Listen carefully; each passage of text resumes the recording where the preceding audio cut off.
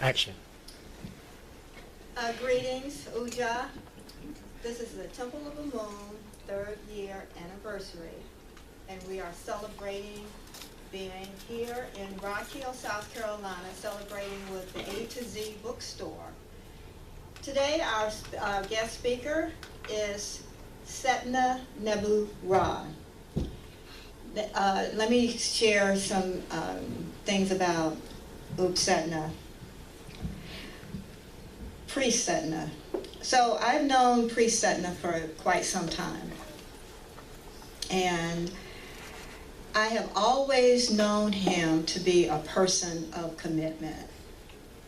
If he said he was going to do something, he generally did do it, and he would expect you to do it also. I had, when I first met him, we were doing something to help Sebama in Ops, Alabama. And I'm sure I told you guys the story several times. My stories are running out, but we were all supposed to go to Ops to help Sebama put some floors down.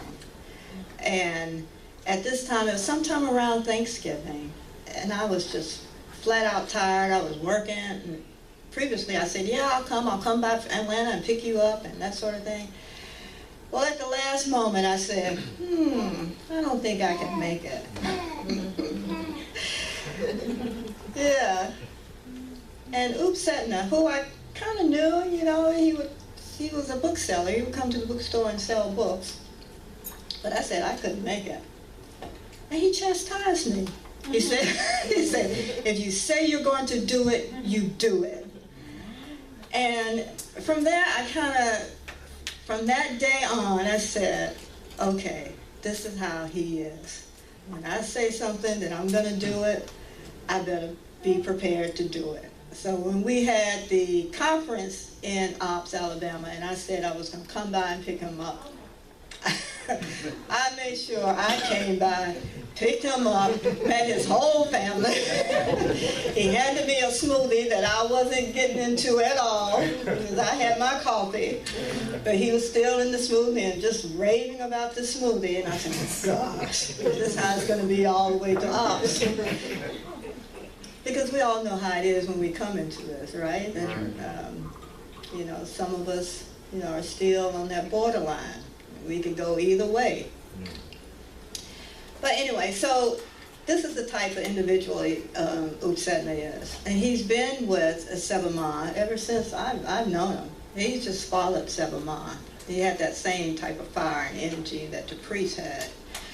So I have just been honored and blessed to be around two powerful people. I knew Setna before I knew Ratim.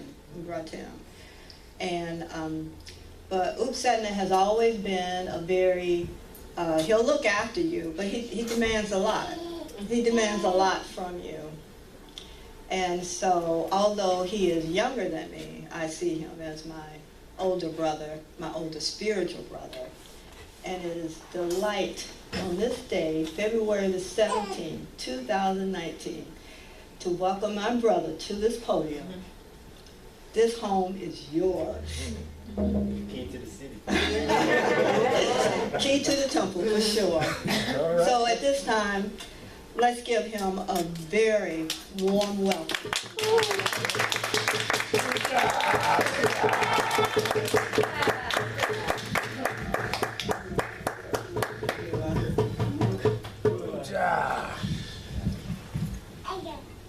You're going to have to follow Shams Patel.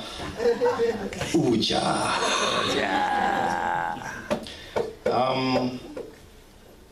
What's up, everyone? How much time I have?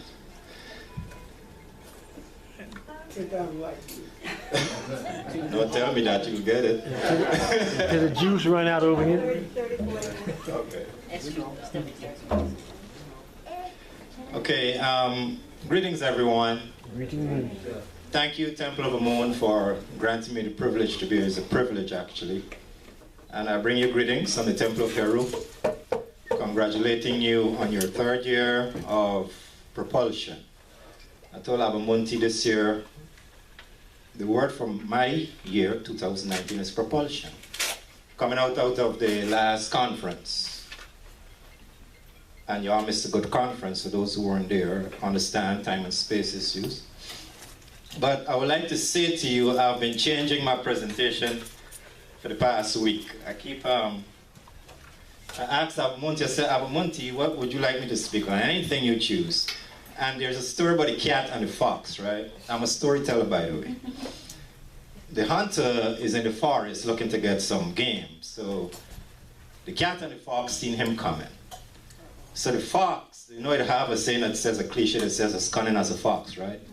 So the fox got all kind of tricks. So he's telling the cat, man, I'm gonna just use one of my tricks to get away from this hunter. So he's there contemplating what trick to use. The cat only got one game plan, up in a tree. So the fox, by his thinking, planning which one of the things he's gonna use to get away from the hunter, by the time he could make a decision to make a getaway, the hunter caught him, right? So when Abamunti told me you can speak on anything, I'll become thinking, okay, what I'm gonna speak on. I got so many things I want to talk about, share with you. So eventually I kind of settled on two. I settled on the parts of yoga, I also settled on symbolism. And I think I'm going to lean towards the parts of yoga. And I want to dedicate it to one actual aspect. But before I get into that, I want to speak about the nuts and bolts of the temple of Shitat-Neter. The temple, y'all are saying you guys are 3 years old, but I believe it's older than that, maybe officially. And Abamunti brought up some history, so I'm going to share some history with you. Some of you may probably know Shem's, who's the brother from prison? What's his name? No. Oh, they had one before. Oh. What's his name? Ma'at? Sama'at. Y'all ever heard about Sama'at? Okay.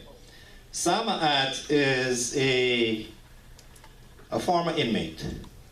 All right, and he was one of the more dynamic inmates who were inside the institution who was to respond. And so when he came out, he said he wanted to give his life towards the CEOP program. So I was his mentor while he was in prison, but he's from North Carolina, right? Mm-hmm. So when he got out of prison, I can't remember what year this was, 8, 9 years, I'm not sure. When he got out of prison, I think he went and checked Abamunti. I can't remember how the process went. But then he came to Atlanta, he checked me once, he checked me twice. The first time he came by himself, the second time he came with his wife, all right? So I came to North Carolina at Abamunti's home and initiated him in Abamunti's home. And I'm thinking that's Temple of Amun, because actually he was the first initiate on the Abamunti, all right? So in my opinion, Temple of Amun technically started more than 3 years ago. Back in 2000, the year 2000, when I was living in Miami, there was a group of us there at Sebai's home, and Sebai says, well, Sebai's home was actually the temple in the back of his home. He said, what are you guys going to do for the teaching? And everybody had this idea, that idea. I said, Sibama, I don't know, but I'm going to do something. I don't know what it is. Sebai said, that's a cop-out. I don't want to hear that. Tell me what you're going to do. I'm telling you the truth. I don't know what I'm going to do, but I'm going to do something. Right? So, a year after that, I moved to Atlanta, 2001. No, I moved to Atlanta 2002. And while in Atlanta, moving around, I love the city because it's so black, so conscious, so everything. But I wasn't seeing anything comedic. Right? Uh-oh. So, I asked Sibama, I said, Sibama, you know, I'm thinking about having your books more prevalent in the city of Atlanta, right? What I'm sharing with you is the history of Temple of Heru, Temple of Amun. I'm sharing you, I'm giving you some backdrop. So I said, Steve, I want to sell some books in Atlanta. I won't mind selling on the street, whatever. So, okay, well, you can go to, no, her name wasn't Abamunti, it was Sarah Judy. Mm-hmm. Go to Sarah Judy. She has a publishing, she publishes my books, and I'm going to have a conversation with her, and you can get some books from her. So that's the time, first time I came to South Carolina. I had a Dutch caravan that time, and I got some books. Went back to Atlanta, started selling books on the streets. Anytime there's Malcolm X, Marcus Garvey, whatever, I'm out there. I started going into the nail salons, barber shops. I got all the Sebai's books. And so there was the interaction, the first high-level interaction with myself and Asar, at that time, Asar Judy. And then in 2003, when we got initiated, she was the senior Asar in that process. Herself and Ratem came from New York, right? So, and while at Up Alabama, it was a very interesting experience where we had, everyone was in a home, right? It's Sebai's home, he bought it. And the sisters who were doing the food and the brothers who were doing the construction, the tiling. Sebai was on the floor doing tiling, we were doing painting, plumbing, everything. So interesting experience when all of us came together and doing stuff like that. So after that particular initiative process, while I was selling the books, a brother came to me and said, man, you guys have anywhere that you reach? Or you have anywhere that you teach? And I'm saying, no, not really. And so the idea sparked in my mind, maybe I need to start some kind of study group. So I called Seba at that time and said, this is what I would like to do, blah, blah, blah. And for those of you who will be coming to Atlanta next month, I don't want to sound redundant, I'm going to hold back some of it so you can hear the rest of the story. So I started like selling my books on the street. I used to have this paper. So as you buy a book, I would ask you to fill out your name and put the contact information. So people started doing that. And eventually I had enough people, so I sent out a general email. At the time, the internet wasn't that popular, it was getting popular. And people showed up. I ain't gonna get into that story, how that happened, but Asar Kunu was one of my founding students at the time. He still is here right now, right? So that's how Poor Hero kind of started, and I'm trying to share that with you so you can see a correlation with what you guys are doing. There are things that I very much appreciate of Temple of the Moon. And there are things that we can learn from Temple of the Moon.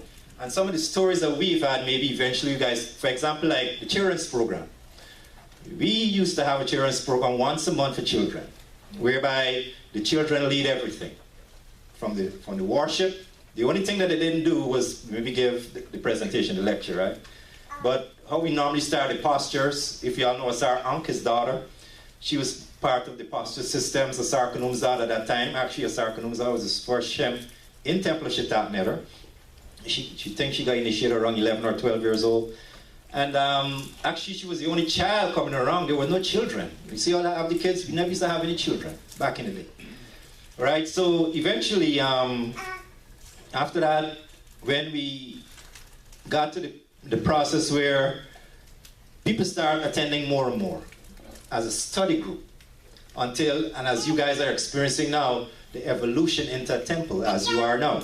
So it started with study group, studying the books, and then evolving into a temple. I appreciate what Temple of the Moon has done in terms of setting members. There's something that we didn't do in a structured form. It ended up, how it started out, I was doing most of everything.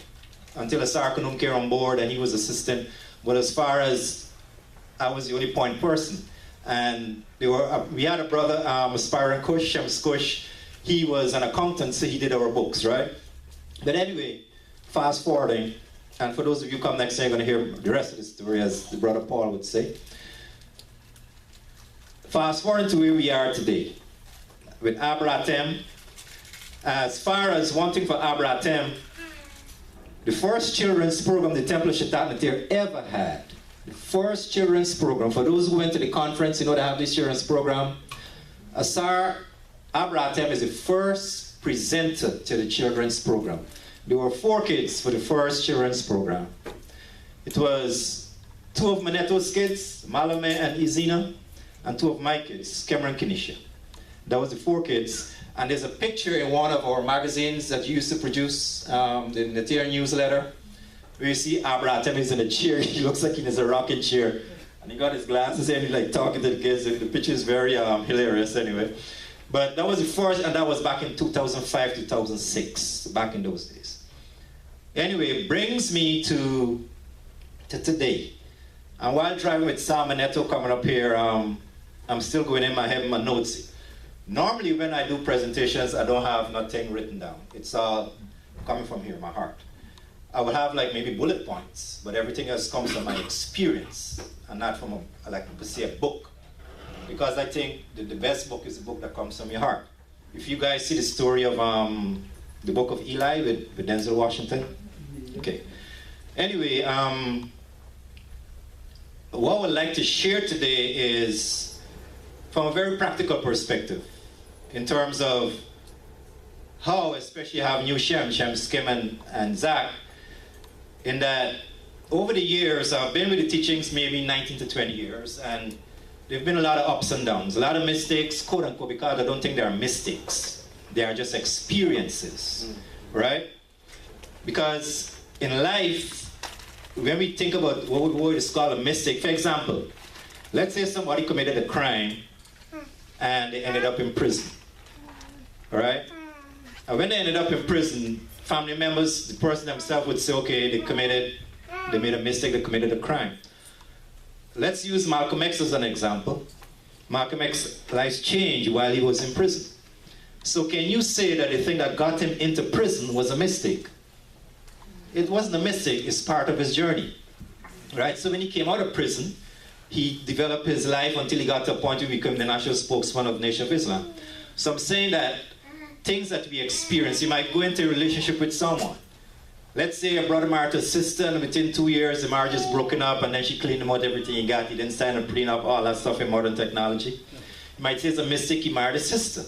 But let's say a year hence, he runs into a beautiful sister who incorporates everything that he values about his life and take him to a spiritual journey, whatever. Can you say that his first marriage and his divorce was a mistake? It's not. Part of the journey. So what I'm sharing with you today is part of my journey that you can use to assimilate, if you choose to, into your own personal life, insights that I've gathered over the years, right? In the first introduction to Shitat Neder, this is one thing I can tell you. When I was selling the books of Sigma, I read every one.